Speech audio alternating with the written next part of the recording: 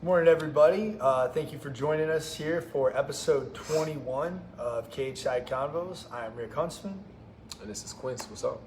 We're coming to you guys live from American Top Team here in Watertown on this Christmas Eve. Yeah. And and I think in lieu of the holidays, we want to talk about something that's kind of on everybody's mind, family. Hopefully in everybody's company as well. We want to talk a little bit about your core family structure and also redefining family through purpose, as well as the power of presence and the acts of giving. Sure. But this time of year, a lot of people are headed back home, are traveling to see their family, which is great. Unfortunately, not everybody. This is probably the first year in quite some time. Schedules really just didn't match up, unfortunately. So, it's kind of a bummer in a way, but I've been thinking about, all the good things that can come from it and all the, all the memories and still trying to stay in touch, certainly as much as I can. But when I was thinking about it, I was thinking that as the years come to pass, just the family dynamic itself changes so much. You have people that might be moving away. You might have people born, into the family, and you also have family members that pass on. Sure. So it's an ever-growing and changing dynamic. And while tradition plays a huge part and a necessary part at times, I think the ability to adapt to that change, is super necessary. Yeah. I think, looking back, I think it was a blessing. My mom, she was never that stringent on what we had to do around the holiday times. You had to be back, you had to smile in church, or you know what I mean? Any of that stuff. There were no demands. It was all at what we could offer. If we could offer our time, if we could offer gifts. Honestly, my family, we never even really did gifts. We just kind of like to get together. Yeah. And that was just something. It doesn't mean families that give gifts are anything else. Right. This was just something that worked for us. We like a low stress environment sort of situation, a more conversational approach and company and things like that. Sure. But that's something. One of the things that definitely stood out is the fact that nothing ever was demanded, and we were allowed to kind of come and go as needed. Right. Yeah, and I like that too. The removing the stress from the situation, because you hear it all the time, man. People stressing out financially about the holidays and stuff, and they feel obligated to get gifts for people. Right. And so for me, that's one big thing. Over the course of the last 15 years, it's really shaped my opinion about Christmas. And even my mom gives me a hard time. She calls me a Scrooge, or says I don't get into holiday spirit and this and that, because I don't buy gifts around the holidays. Right. And that that's my personal thing. But like you said about getting together with the family, so later today I'm going to drive out to my mom's house, awesome. And get to spend time with her, with my sister, with my nephews, a little bit. My brothers are both down in Virginia right now. My dad's down in Virginia, so I won't see those guys for at least a few more months and everything, So, like you said, the dynamic changing, and one of the cool things about growing up is we always spent Christmas together. Whether we had our moms or our dads or whatever, the four of us were always together, and that was really cool. But the dynamic changing and stuff, and none of us really care to get presents from each other, but we always like to see each other.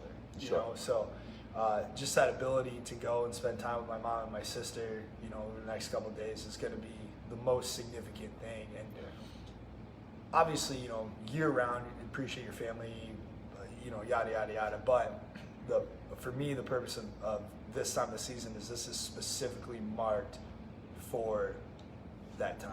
You know what I mean? Right. Just being there and just being present and making sure if anything else is going on throughout the rest of the year, if nothing else, this is the time of year that it's going to be time to get together with the family.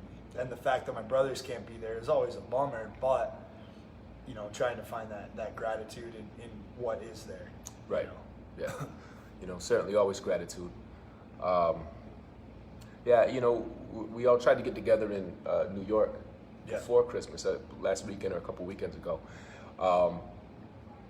to kind of beat the rush on it. And even when that fell through for some of us, you know, that it was difficult. But, you know, you appreciate that everyone has a very busy and active life, you know, and just important stuff going on. And so, you know, you also appreciate that, even though the crowd's a little bit smaller, but, you know, the love is all the same.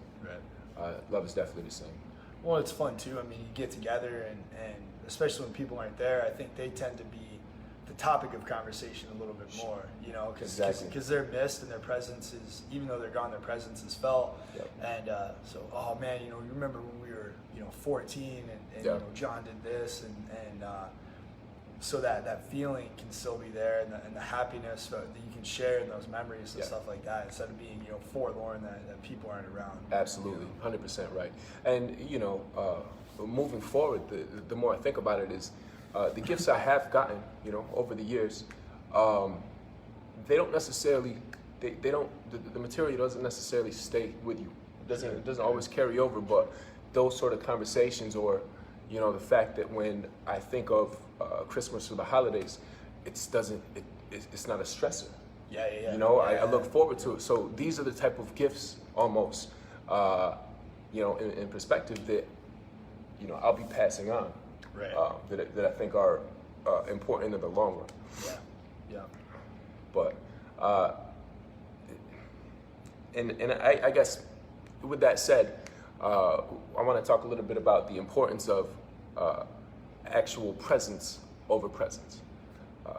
Rick didn't think anybody would know what I was talking about if I didn't write it out, but I barely knew what I was talking about when I tried to say it already.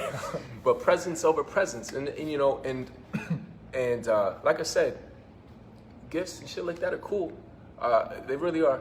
But it's just being able to be there. You know, just you know, turning off your phone. You know, engaging in conversation, in thoughtful conversation. You know, just being thoughtful and mindful and letting other people feel and almost know that they matter. Well, I mean, you know, the old cliche kind of rings true, is that the one thing you can't buy is time. You know, so again, as cliche as it is, the most significant thing you can offer people that you really care about is your time. You know, and making the most of being there, of being present, of being aware, of being engaged, you know, the whole time. Certainly nothing is more valuable than something that you have limited of every day. Every day. Absolutely. And yeah, so shit, I just lost that thought. All right, Quincy, you keep going, buddy. I'll catch that. I'm gonna write that one down next time. But I think it stems from a lot of those intangible characteristics that I think that we came up with, that we didn't really know. It was almost an invisible bond keeping us together. But not that, you know, I would necessarily define it that way back then. But, you know, because the gifts don't necessarily create the bond. You know, we give out of love, and certainly we give because we can, or sometimes we give because we're expected to. Or they call it Scrooge or something like that. So sometimes those gifts do, you know, create those bonds, but really it's what it's done out of. And so, you know, if you're there and if you're present out of love, and if you're thoughtful out of love, you know, those things weigh just as heavy, and I think have a longer shelf life as well. Well, and I think it's kind of known sometimes, it's felt a little bit when there's an expected reciprocity in a gift-giving situation, or if, you know, you get something for someone and then they feel compelled to get you something back, and you can, and it's like, I appreciate the gesture, you know, but understanding gift giving, this kind of took me a long time to understand, is because I would always give my mom a hard time about buying me stuff for Christmas. It's because I've got too much shit. I have too much shit in my house. I don't need anything else. I want more than anything to start getting rid of stuff and simplifying things, you know. So fighting that kind of materialistic thing, but understanding it from the other side, trying to understand it from, you know, very specifically from my mother's perspective, but which widens out into, I think, why everybody gives, like you said, out of love, is you find something significant, reminds you of the person, and you think that they're really going to enjoy this. So Right. it's very thoughtful, it's very heartfelt, whatever the gift is, And then when you give that to the person, a lot of times that's for you to express your love to that person. Sure. And even if it's a material thing, it's the spirit of it, Right. Because this is going to be neat. Maybe it's something that is going to stick with them. Because even if the material fades, the memory of getting that is going to be significant. Absolutely.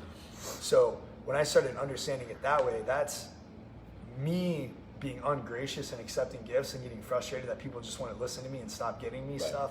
I realized that I was shutting down their ability to express gratitude or love in their specific way. Right. And just because holidays mean something specific to me doesn't mean I have to make it mean that for other people. Yeah. And I can be present and I can be accepting, and I can be grateful and let that person express their love and their gratitude Right. in their way, and once I really started understanding that, it kind of tempered the sharpness of Reaction to it. Yeah, No, absolutely. That's a solid point to make, because I know there's a book that's floating out there that was well read for a while, and it was called The 7 Languages of Love. And it is just about understanding that people express and receive love differently. Because, it would be a fault to think that everybody reacts the same. Sure. And, one of those, I just remember that one of those expressions was through giving and through gifts. Sure. And while one might find it more shallow, in that same way, for that person, that's the best way. That's how they connect love Right. and connection with other people. Right. And to not allow people to do that, or to look down on them or berate them or whatever, Sure. what have you, would be a fault, because you'd be breaking that connection, that genuine connection. Right. So, being able to be aware of your own patterns of expression as well as other people's, Right. I think is necessary just for that connection in general. Yeah, absolutely, man. And I really think that exploring it in that context kind of helps discern between when it's an obligatory offering or when it's a heartfelt offering. Sure. You know what I mean? You Sure. get to kind of read the subtleties, the differences when people express that to you, and really start to find a lot more appreciation in the things that people are doing for you. Right. And in that genuineness of it, we were talking a little bit about being able to give in anonymity. Yep. And look, and this is why money is not everything. How expensive the gift isn't everything. I saw this video, I think it might have even been this morning, of a rapper. I think he's popular rapper right now. He went down in just like the homeless district in LA and stood on top of a car, and he just started throwing money everywhere. And you have a mix of comments underneath. A lot of people saying, "Oh, this dude is the coolest ever. He's so giving. This is the nicest shit he's ever done." Yeah. And you see these people, these homeless people, just scattering all over, climbing over top of each other, Yeah. grabbing this money. So, you could look at it, and the whole time while his management and film crew is, they're filming this. Sure, They're filming it. So you can look at the situation and be like, "Hey, that's a lot of money this dude's giving away," and that's nice of him. That's cool of him. Sure. Or, I feel like, this staged act, you hopping on a car, sure, it might be a lot of money. It's also relative to the amount of money that you have to begin with. But, is he doing this for the best purposes, or is he doing this for that energy and attention to come to him? Right. Does he really care who's getting the money? Does he care what's happening below him with the people trying to get the money? Does he care with the people that are too crippled that can't even get in there to get it in the first place? So, I think that whole sense of giving with anonymity versus giving for self and attention, there's a true discrepancy there. Yeah, absolutely. Yeah, it's look how much I'm giving, look how good I did, Right. as opposed to not even telling anybody. Sure. Sure. Just say this is for you, and I love you, and I hope you like it, and that's Sure. it. Right. And even the thanks isn't. I mean, yes, it's nice when you do something for somebody and they say thank you, but that's not the point. Right. You just give it to them and they don't say anything back to you. It doesn't matter. Right. And I mean, we when we were talking about stoicism a lot, we kind of talked about that. Like you do good because that's what you feel compelled to do. Right. Do something for somebody because that's what you feel compelled to do, not because you expect recognition. Right. You know. Was it you that told me the story where you used to, when you would hold the door open for someone, and when they go through, if they didn't say thank you, you get pissed off? Yeah, That's absolutely. A way to overcome, because you're not holding the door open necessarily for that, right? Recognition, per se. It pretty much doesn't matter who it is. It's the fact that I feel compelled, like, okay, I think this is a nice thing to do, and this is how I want to be as a person. So I'm gonna hold the door. And then if they don't say thank you, I trip them on the way. Sure. But again, though, I mean, it starts out as a very selfish act of giving. Like, I'm doing this because I want you to recognize that I did this for you, as opposed to I did this because this is how I feel compelled to act. This is how I express, just kindness to people in general. This is one small way you can do that. Very much agreed. Very much agreed. Yeah, I mean, as far as that video with the dude, I thought it was shameless. Sure. I almost didn't even want to bring it up, given all the positive vibes. I was trying to put out there, but I could not say anything. Yeah, but I mean, that's it. There's, unfortunately, sometimes it's Christmas, Quincy. You don't talk about bad stuff at Christmas. It's important. I think it's always important to explore that stuff and to acknowledge that it does exist, and kind of gives us more fuel to hold ourselves to our own definition of what caring and what giving and what kindness is. Sure. And not get wrapped up in shit like that. Yeah, absolutely. No, I will always redefining, which I think even the need to redefine family and re-understand family is necessary, because maybe not every, there might be rifts between family members and things like that are real, that stem from something real, not just petty. I know there are petty ones that happen all the time. There's always, arguments and bickering at the table. I mean, I've never done anything petty with my family, but I know that other people do. Sure. But sometimes, there's real shit that goes down, and in which now people feel like they might be without family or family members. So this time of year might be a little more rough for them. And so, I was trying to think in that way, given the fact that I can't necessarily make it home or out to Dallas to see my sister, or things like that.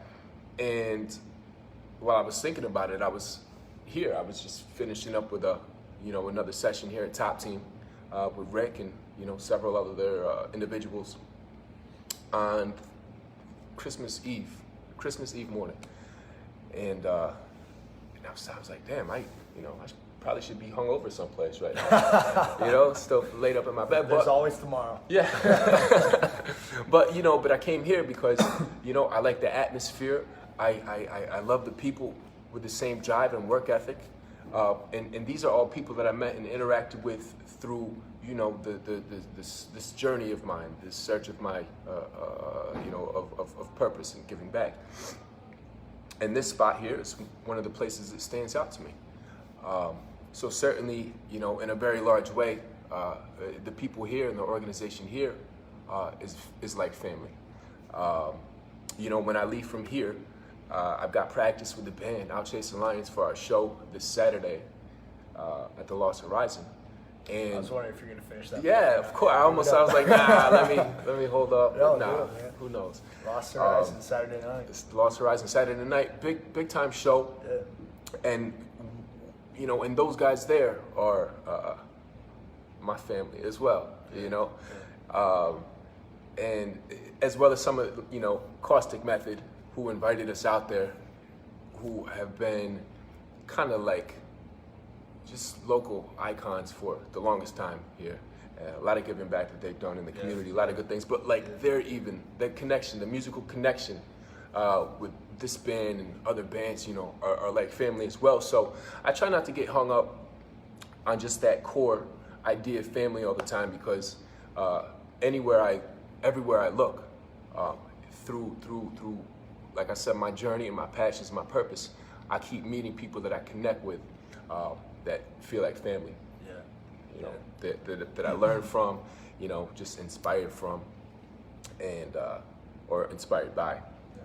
But that's such a tremendous thing to hear and to witness and to feel, especially, you know, I spend a considerable amount of time at the gym, and I've developed some very close connections, people that are absolutely like family to me, people that I love very much, and people that I like to prioritize spending time with, you know, and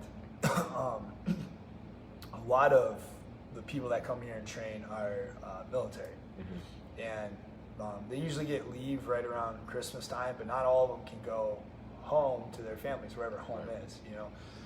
Some of them choose to stay here, come in and train. A friend of ours this morning came in and was joking about the same thing you were, you know, should have been hungover somewhere this morning, but he chose to come in here. He chose to prioritize being here with us, because in lieu of you know, maybe going home, he was still with family.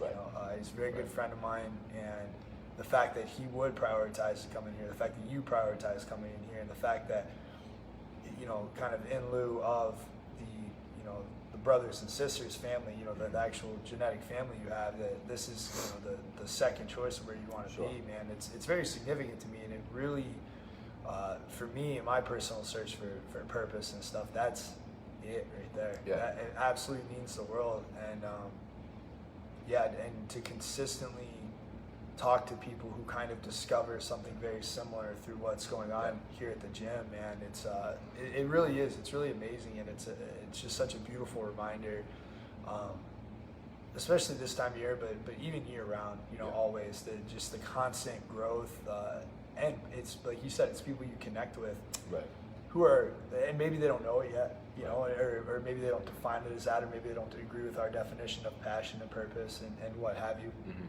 but they, you know, we define it as that, and in their search for purpose, they find something purposeful and something meaningful about being here, about spending time with like-minded people. And like you said, you get the same thing in the music community or any artistic community where people are cultivating passion and are trying to find purpose, man. You start finding that connection and building that extended family.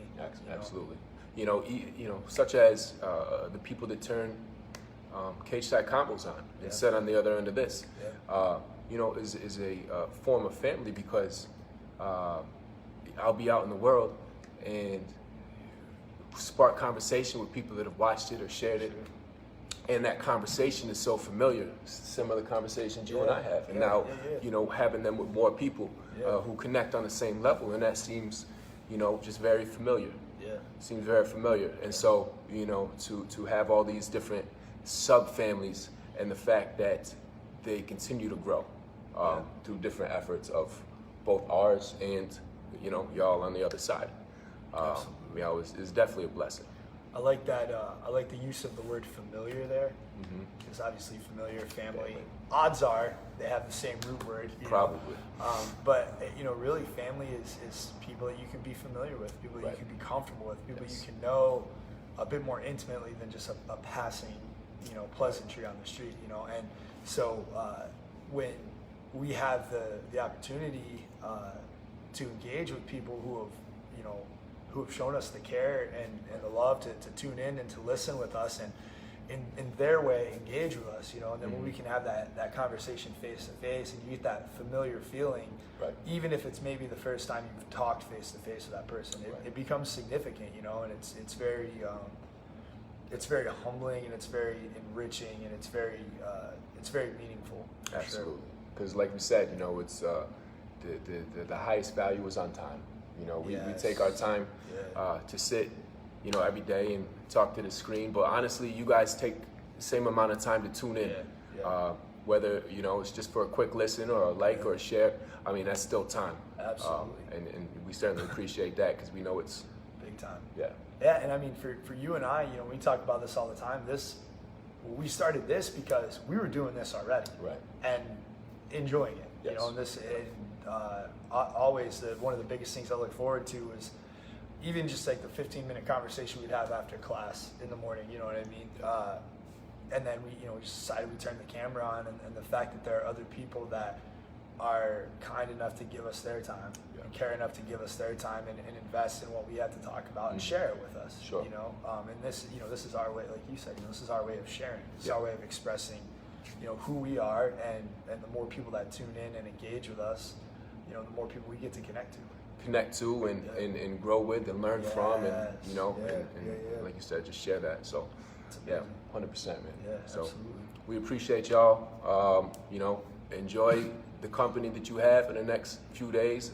Even enjoy the company with yourself. Either way, be safe, stay warm. Yes. And thank you for tuning in. Absolutely. Thank you guys very much. And enjoy the time with the family, whatever family is there with you. And we'll talk to you guys next week.